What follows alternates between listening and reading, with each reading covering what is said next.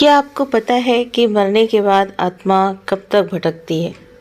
मृत्यु के बाद शरीर से आत्मा कहाँ जाती है, क्या करती है, नरक और स्वर्ग का सफर किस तरह से तय करती है?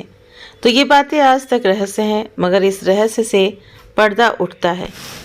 गरुड़ पुराण इकलौती ऐसी किताब है जिसमें मौत के रहस्य का राज खोला गया है।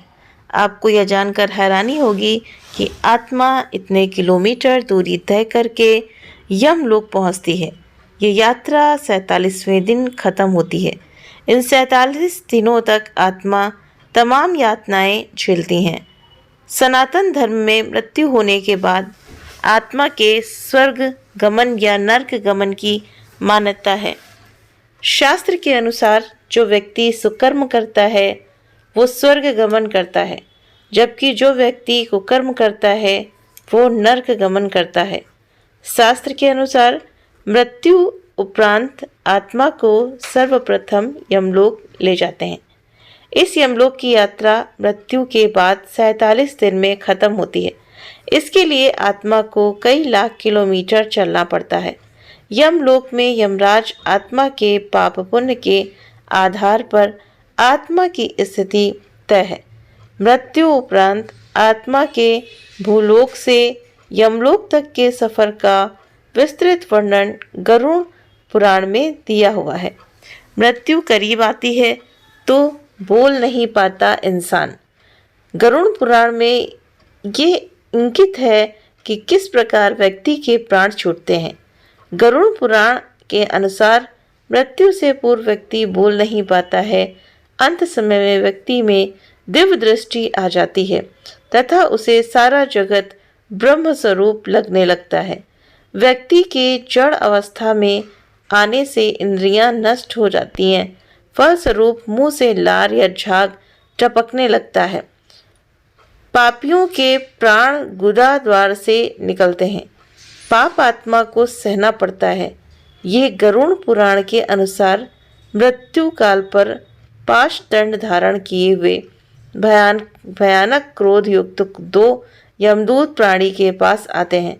यमदूतों को देखकर प्राणी का भय के कारण मल मूत्र निकल जाता है। यमदूत परमात्मा के गले में पाश बांधकर उसे यमलोक में ले जाते हैं। पापात्मा को रास्ते यमदूत भयभीत करते हैं, नरक की यातनाओं के बारे में बताते हैं। ऐसी बातें सुनकर पाप आत्मा रोदन करने लगती हैं, यानी कि रोने लगती हैं। इस समय दुखी पाप आत्मा अपने पाप कर्मों को याद करता हुआ आगे बढ़ता है। पाप आत्मा के भूख प्यास से व्याकुल होने पर यमदूत उसकी पीठ पर चाबुक मारते हुए उसे आगे धकेलते हैं। पापात्मा कई बार गिरकर बेसुध हो जाती है, परंतु यमदूत निरंतर पापात्मा को यातनाएं देते हुए अंधकार में मार्ग से यमलोक की ओर धकेलते हैं। यमलोक 99,000 योजन अर्थात इतना किलोमीटर दूर है। गरुड़ पुराण अनुसार पाप आत्मा के यमलोक पहुंचने पर तथा यमदूतों की यातना सहने के पश्चात यमराज की आज्ञा अनुसार पाप आत्मा को पुनः उसके घर छोड़ दिया जाता है। घर लौटकर पाप आत्मा पुनः शरीर में प्रवेश करने की चेष्टा करती है, परंतु यम पाश से बंधी होने के कारण वो भूख प्यास वश रोती है। अंत समय में परिवार द्वारा किए हुए पिंडदान से पापात्मा की तृप्ति नहीं होती, अतः भूख प्यास से बेचैन होकर पापात्मा पुनः यमलोक लौटती है। अगर पुत्र पौत्रों द्वारा पाप आत्मा को पिंडदान नहीं दिया जाता तो वो प्रेत रूप धारण कर दीर्घकाल तक दुखी होकर भटकती रहती है। मृत्यु के उपरांत 10 दिनों तक पिंडदान अवश्य बताया गया है। 10वें दिन तक पिंडदान के 4 भाग होते हैं। पिंडदान के 2 भाग मृतदेह को प्रकट होते हैं, तीसरा हिस्सा यमदूत को प्राप्त होता है तथा चौथा हिस्सा पाप आत्मा रूपी प्रेत का ग्रास बनता है।